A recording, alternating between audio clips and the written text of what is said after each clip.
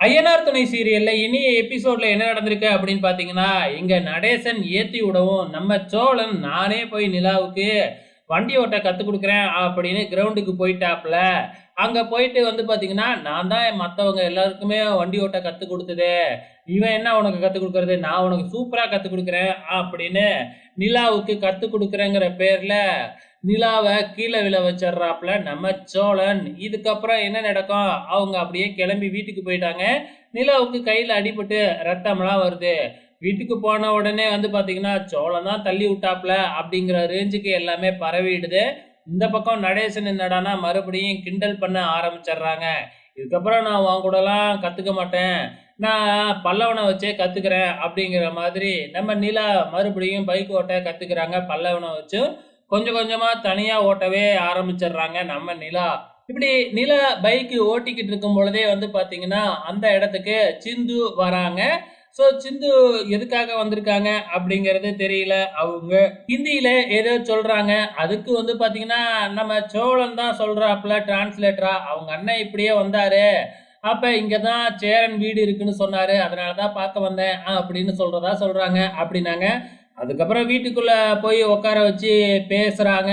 அங்க ஒரே காமெடியா தான் இருக்குங்க உள்ளார பேசுறது. ஸோ ஏன்னா வந்து பார்த்தீங்கன்னா, அங்க ஹிந்தி யாருக்கும் தெரியாது இல்லையா அவ்வளோக்கா.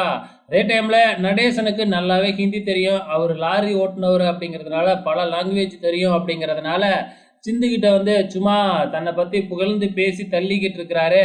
இதெல்லாம் பார்க்குற நம்ம பாண்டியன் எல்லாருமே சேர்ந்து அவர வெளியில அனுப்பிச்சிடுறாங்க மறுபடியும்.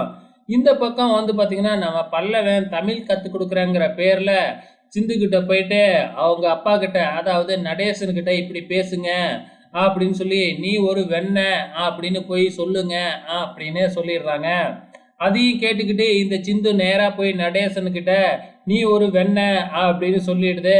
நடேசன் பயங்கரமா கோவம் வந்து, "யார் இதெல்லாம் உனக்கு கத்தி குடுத்தது? என்னைய இப்படி அவமானப்படுத்துறியே!" அப்படின்ட்டு அங்கிருந்து எஸ்கேப் ஆயிடுறாரு.